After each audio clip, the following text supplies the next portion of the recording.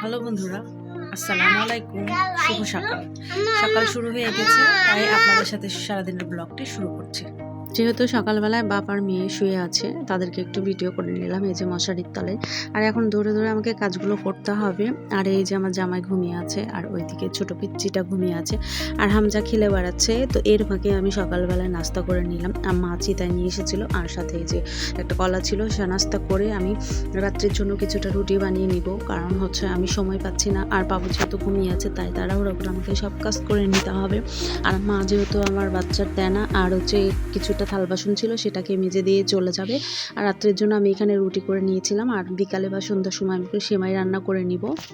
অনেক দিন থেকে সেমাই খেতে ইচ্ছে করছিল, তা রাত্রে সেমাই রান্না করব। আর এইদিকে এখন রাত্রের জন্য রুটি বানিয়ে নিচ্ছি, আর রুটিটাকে আমি বানিয়ে রেখে দিব কিছুটা। তো সকালবেলাতে যেহেতু বাবু আর জামাই শুয়ে আছে, আমাকে তাড়াহুড়া করে সব কাজ করে নিতে হবে। হামজাটাও এইদিকে খেলছে, তো আমি খুব তাড়াহুড়া করে রুটি কয়টা বানিয়ে নিচ্ছিলাম, বেশি বানাইনি। আমি এখানে 6টার মতো রুটি বেলে নিব, আর হচ্ছে বেলে সেটাকে আমি পটে সংরক্ষণ করে রেখে দিব। কারণ যেহেতু সকালেই সময় পেয়েছি, আর রাত্রের জন্য আমি সকালবেলাতে এখন কয়েকদিন থেকে এই ব্যবস্থাটাই করছি। সবাইকে আমি দেখি যে রুটি বানিয়ে কন্টেনারে রেখে দিচ্ছে, তো আমিও ভাবলাম যে কেননা এটা করে নিই। আর কয়েকটা রুটি বানিয়ে আমি সেটাকে পটে ভরে রেখে দিব রাত্রের জন্য। জামাই যেহেতু খাই এসে রাত্রে রুটি, তারপরে আমিও যেহেতু ঘুরে ফিরে খাই, রাত্রেবেলায় ঠান্ডাতে ভাত খেতে ইচ্ছে করছে না, যার কারণে ভাবলাম যে কয়টা রুটি এখানে বেলে নিই সকাল সকাল। তো বাবু ঘুমানোর আগ দিয়ে এর ফাঁকে আমি কয়টা রুটি বেলে নিচ্ছি, যে আস্তে আস্তে গোল করার চেষ্টা করছি। রুটি মোটেও আমার হাতের ভালো হয় না, তবুও চেষ্টা করি ভালো করার জন্য। যেমন খুশি তেমনই দিই না কেন, জামাই কোনো কথাই বলে না, রুটি গোল হোক বা তেড়া বেঁকা হোক। তো এইদিকে রুটি বানানো হচ্ছে, একটা একটা করে সব রুটিগুলোকে বেলে আমি যেগুলো লই করে রেখেছি, এখন লইগুলোকে আমি সরপিসের মধ্যে রেখে দিব। আর একটা একটা করে রুটি বেলে আমি এই যে হাঁড়ির মধ্যে রেখে দিব। তাড়াহুড়া করছি, এই যে ফাইনালি আমার রুটি বেলা হয়ে গেছে।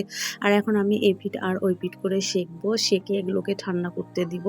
আর ঠান্ডা করে সংরক্ষণ করে আমি এটা বাটিতে ভরে রেখে দেবো। তো এই যে আমার ফাইনালি রুটিটা এপিট উপিট করে শাঁকা হয়ে গেছে, আর এগুলোকে আমি তুলে ঠান্ডা করতে দিব। এর মাঝে কিন্তু আমার বাবুটা উঠে গেছে, এই যে তাকে নিয়ে আমি একটু হাঁটাহাঁটি করছি, ঘোরাঘুরি করছি। বাড়িঘরের অবস্থা খুবই খারাপ, আর এগুলোকে এখন ঝাড় দিয়ে পরিষ্কার করতে হবে। আমজা বাবু যেহেতু খেলা করছে, আর বাবুটাকে নিয়ে ওকে একটু থামিয়ে তারপরে আমি কোলে নিয়ে চালটা ধুয়ে নিলাম, আর এসে আমি চাল বসিয়ে দিয়েছি।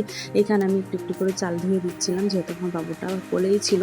আর অনেক সময়তে কোলে নিয়েই বাবু কোলে নিয়ে সব কিছু কাজ করা লাগে, অনেক সময়তে কি আর করা, যেহেতু বাচ্চাটা ধরার কেউ নেই। আর এইদিকে আমি দুপুরের জন্য রান্না বসিয়ে দিয়েছি।